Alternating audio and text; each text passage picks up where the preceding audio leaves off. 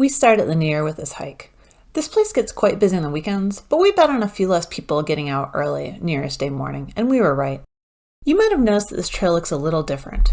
That is because this professionally groomed machines pack down the snow to make a nice ski course. The wide flat area is for skate skiers, and the track is for traditional cross-country skiers. Growing up in the northeastern United States, I was very familiar with cross-country skiing and ice skating, but skate skiing was something I had never heard of until we moved out here. It's a lot faster than traditional cross-country skiing, and looks like it probably takes a bit more skill. I've never tried it, but to me it looks a bit like flattening out those skates a little and extending them a couple feet on either end. Somehow, they seem to elegantly glide along and not get the skis crossed. It was fun to watch them zip by as we trudged along. We weren't skiing, just out hiking and snowshoeing, which is totally fine here. You just have to stay on the side so you don't mess up the pristine ski track. Generally, if you're sinking at all in your boots, you should be wearing your snowshoes so you keep the boot section of the track in good shape. The upside of the groomed trail is that you usually don't have to extend quite as much effort to break trail. However, the narrow boot track means you usually have to go in a single file line. I could see this being a bit of a drag on a busy day with a big conga line of people. All of this continual maintenance to keep the trails and parking lot clear is what your snowpark pass goes towards paying for. You can find links to details on these passes below, as well as some of my favorite winter hikes and gear.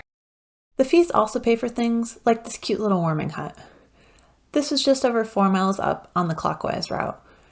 It was stocked with some pots and a propane heater, so if you bring a camp stove or a propane canister for the heater, you can get nice and cozy while you take a break. If, like us, you were on your way up, you will have done about 1,500 feet of climbing by the time you get here. We were plenty warm, so we just checked it out quickly and swept out the snow we had tracked in. As we went, thin clouds kept rolling through, doing fun things with the light. They would cast ghostly shadows around the trees and catch the light, creating sunbursts and light cones, making the atmosphere a bit more dramatic. The sun hitting the fresh snow on the trees would slowly warm it, so you never knew when a shimmering cascade of snow might drop nearby. Sometimes the falling snow would create little wheels that would run down the slopes, multiplying as they went, like little snails. Just a little before the summit turnoff, we saw a clearing on the left side of the trail, and this is what we found when we checked it out. At the summit fork, the grooming ends, and depending upon the day, the snow can be quite deep. Shortly after the fork, you will have another decision. Continue along the flat road trail to the left, or take the steep trail to the right up to the true summit. We opted for both. The summit has the better view, but the trail is a bit more primitive, winding through the trees, and you have to climb pretty close to the cliff edge to see. When we were there, it was very hard to tell where the cliff ended, making it a bit sketchy, but beautiful. We could even see a bit of Rainier peeking out behind us.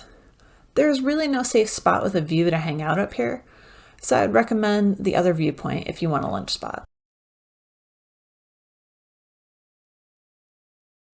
At the end of the road, there's a big flat clearing with a view of the other lake, and lots of jagged peaks. I have a map of what we did linked below so you can get a clearer picture of the route.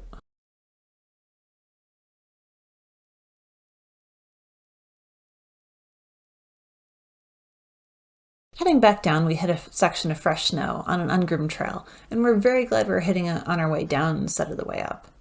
There is something about the sensation of cruising downhill through fresh powder that I find very enjoyable.